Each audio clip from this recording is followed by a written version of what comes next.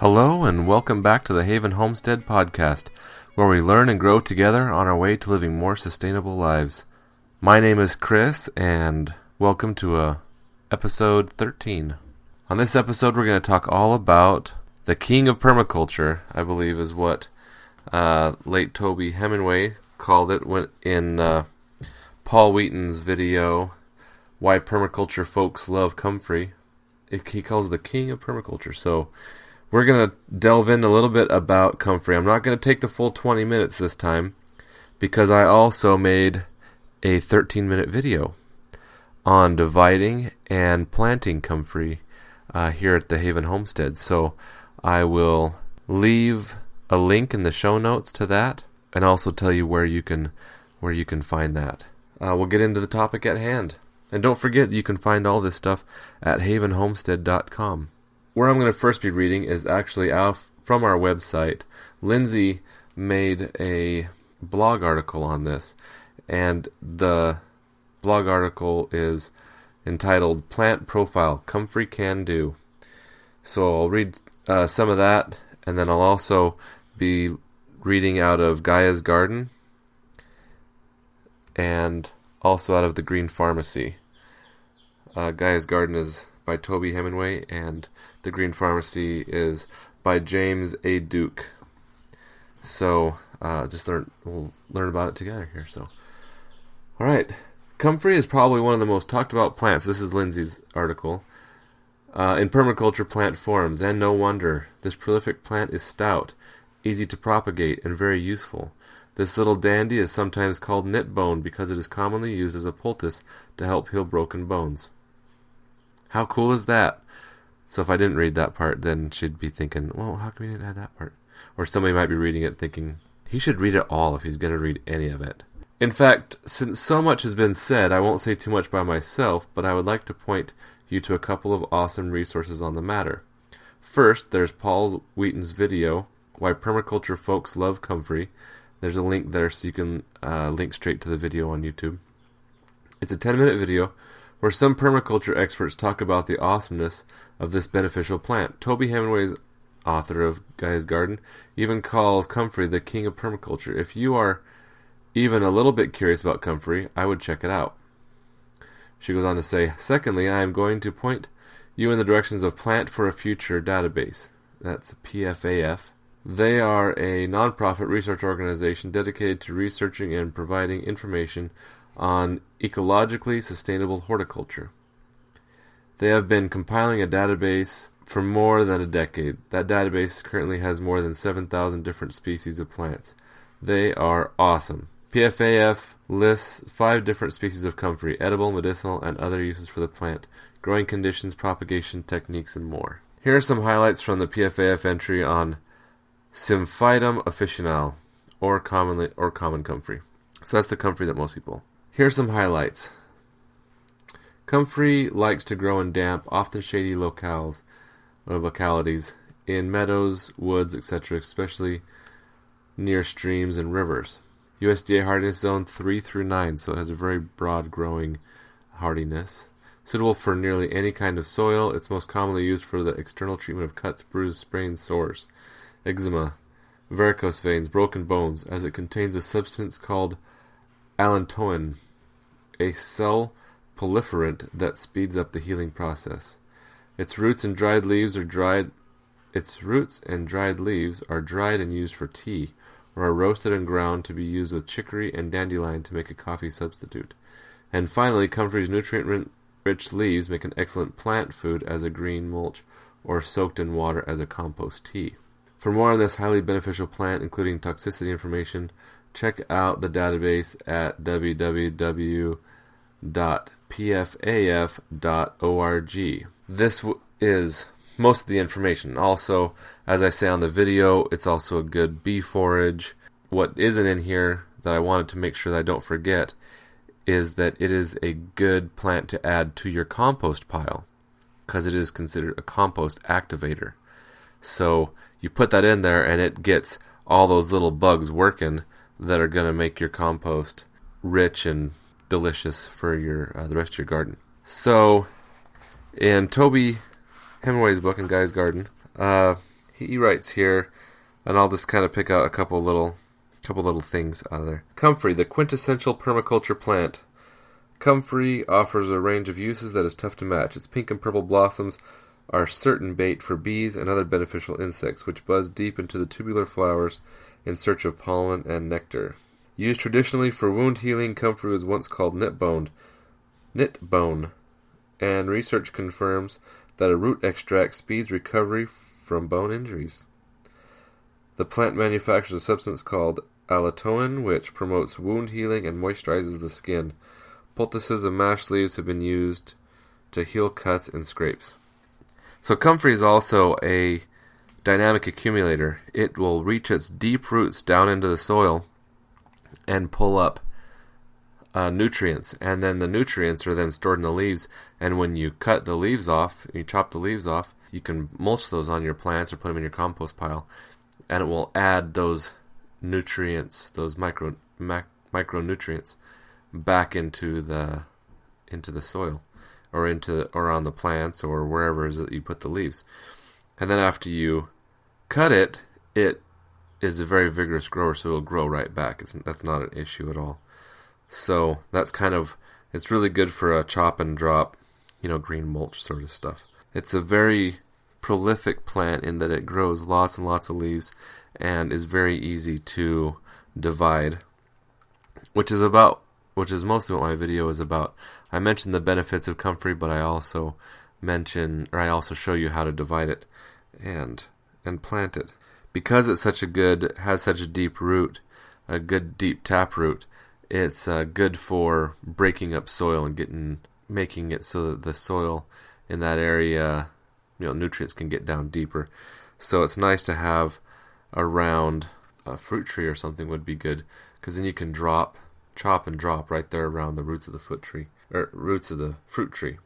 He goes on the very last paragraph of Guy's Garden here. He says, "It is the roots that have struck fear of this wonderful plant into a few hearts.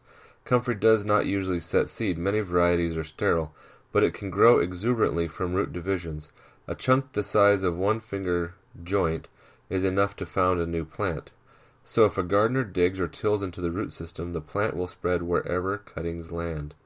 Power tilling recklessly through a single large plant is enough to sow comfrey successfully and persistently across a surprising expanse of garden. Thus one caveat about comfrey: don't dig or till close to it.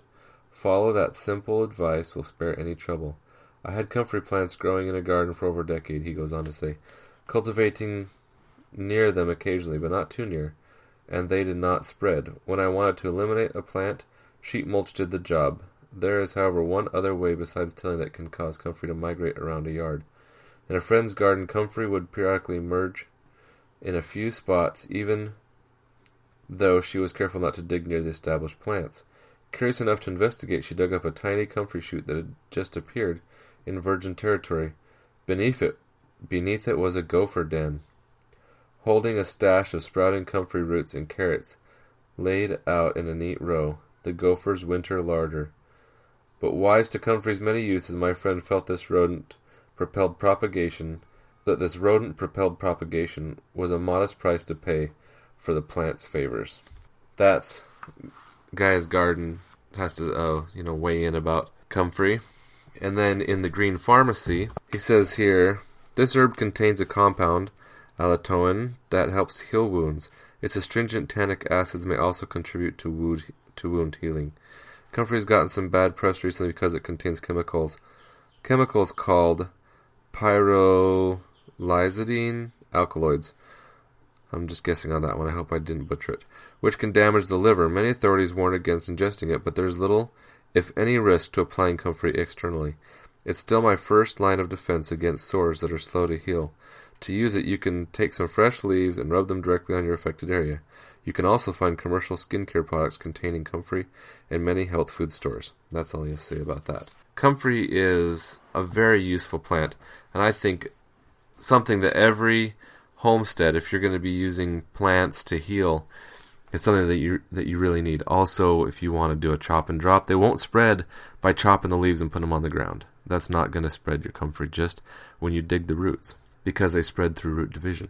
I was kind of surprised when I did the video at how easy it was to chop through the roots. Even right through the main root, it split very easy.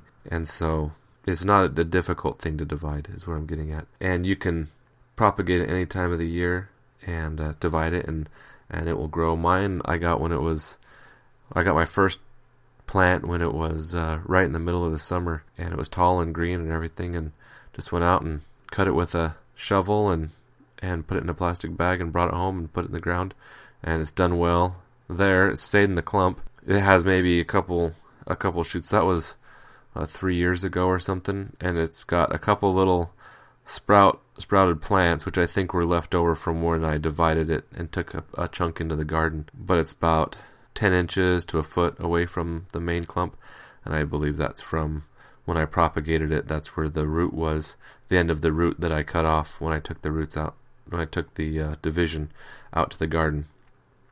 And I only did that last year, I believe, and it grew really well, and really useful to have that right by the garden, so you can just chop down the leaves and go put them around your root crops, because the roots really like the phosphorus, I believe it is, that the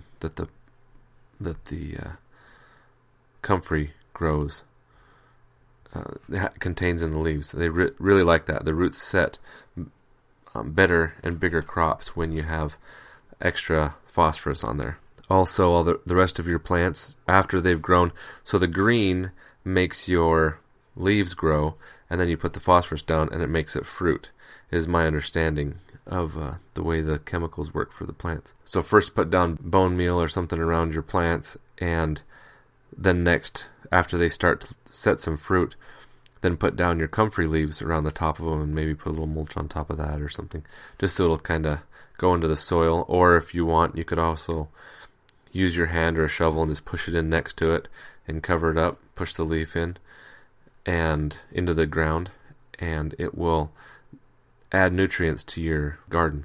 Now a little bit about the chemicals that are, supposedly harmful. When they did those tests, the amounts of comfrey that they use to do the tests on the lab rats or lab mice is like eating, a 50-pound bunch of comfrey or something for a human's body size. It's just ridiculous. But at the same time, exercise caution. If you want to try it, then I would suggest trying a little bit if you are going to, but just keep in mind that it's your health, and I'm not a doctor, so I can't recommend you try these things, but it's just that they've been found to help other people. And with our comfrey, we also use plantain for if we get stinging nettle. We have a lot of stinging nettle around here. If we get some, we rub some plantain roots on there. Also, comfrey does the same sort of thing. It helps heal and soothe. The plantain's better at soothing, and then the comfrey's better at healing. So we use those plants together quite a bit, and the kids can go out and tell you, find a plantain in the grass, no problem, and apply it. It's funny. Got a little stinging nettle on me, and the kids run over and find a plantain and leaf and stick it in their mouth and start chewing on it, because that's one way you can get the juices out of the leaf, is to chew on it and then put like a spit poultice on. And it's funny, they run right over and grab a leaf of plantain and stick it in their mouth and start chewing on it, and they're gonna stick a slobbery mass on my stinging nettle area. Sometimes no, I'm okay, I'm all right. I'll just get a little bit of this leaf and rub it on there.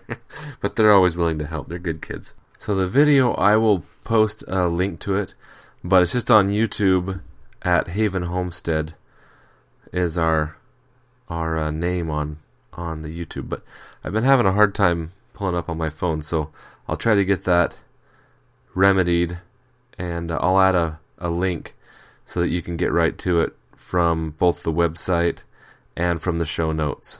So if you go on to havenhomestead.com, and in the show notes for this episode, you will see the link to the video. But if you're listening to it on something else where you can't really see the show notes, then I'd just point you over to the same thing. Go onto our website, havenhomestead.com, and I'll have the link on there. And before I let you go,